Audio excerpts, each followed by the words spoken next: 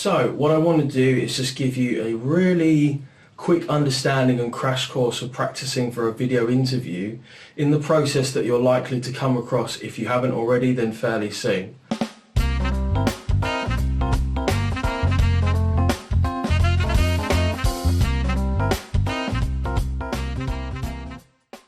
First of all, when you're given a video interview, generally it's an automated process and you get 5 days to respond. 5 days? That's a week. Now, in most cases, if you've gotten a video interview, it means that your application has been accepted, but not in all cases.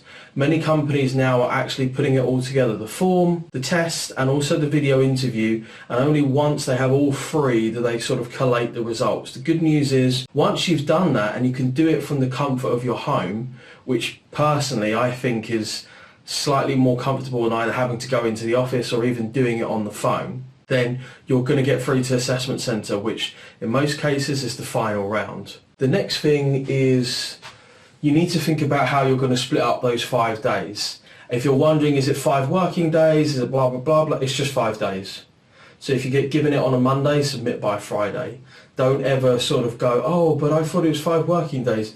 The machines don't care. I can't save you. They're just going to say, yeah, you failed, try again in 6 months.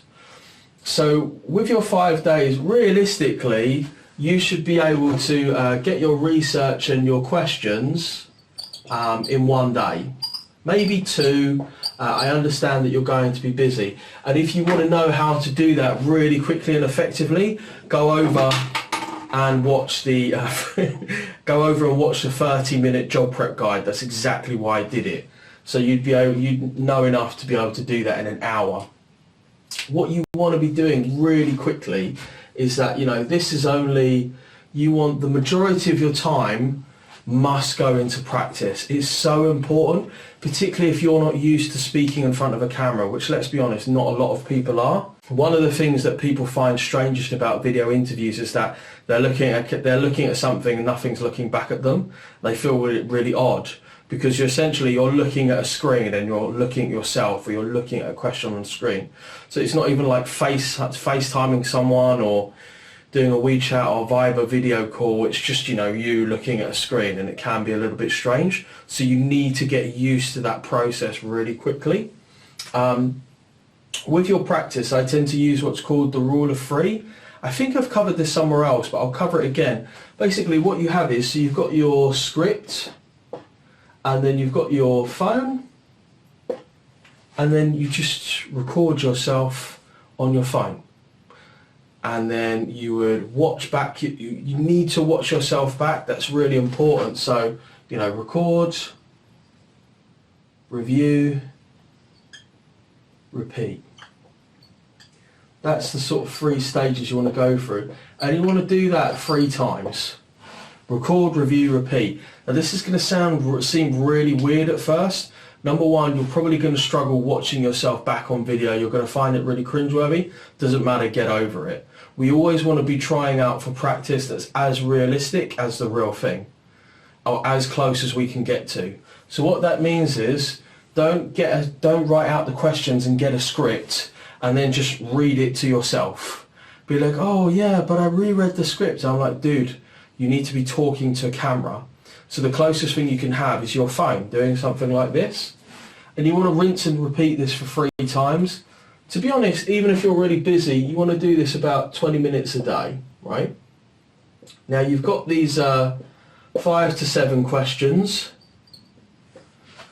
And realistically, we want to run through each of them at least 3 to 6 times, which is seems like a lot of time. But actually it breaks down to, about 2 hours. So it's maybe about 2 hours of practice. So you might have a little bit more than 20 minutes. But what we're really trying to do is a couple of things. Number one, we're trying to get used to talking to the camera.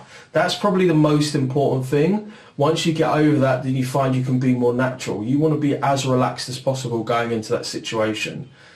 I mean, it'd be like practicing to fight for a boxing match, but never putting on boxing gloves. And then getting to the day, they give you the gloves, and you're like, what are these weird things on my hand? They're like, they're boxing gloves. Have you never seen them before? The next thing that we want to do is, if possible, we want to avoid using a script. Now, I explain this in detail in quick and easy interview scripts, and you can use an auto cue. So I've given you, I think it's cueprompt.com. You can go and use an auto cue, go over and watch those videos. I think there's 3 or 4 videos when I explain exactly how you can use an interview script if you're too scared not to do it naturally. But realistically, with the practice, you want to be moving away from using a script because you're probably going to seem a little bit more natural. But it is a personal preference, I understand. So I answer the question for both. So this is the process you're really looking at, and bear in mind you've got 5 days. This is super common, particularly with video interviews. The luxury you used to have with telephone interviews is you could just book them. So you'd get a client would get invited and I say book it in 2 weeks and we can start practicing. But now you just get 5 days and you've got to get going, so it's got to be quick. And you've got to make it a priority, you know, carving out that time, do your research, get practicing as soon as possible using the rule of 3, and as soon as you can, just get rid of the script. Get rid of the script, answer in front of the camera. Another big reason why not using a script is such a bonus is in case you get questions you're not prepared for, then it's going to be a godsend because you're not going to feel all out of place. Whereas if you're using a script, you get questions that you haven't prepared for, it's really going to mess you up. And you're I've seen loads of clients fail doing that. They just completely lose their wig because it's not going the way that they planned.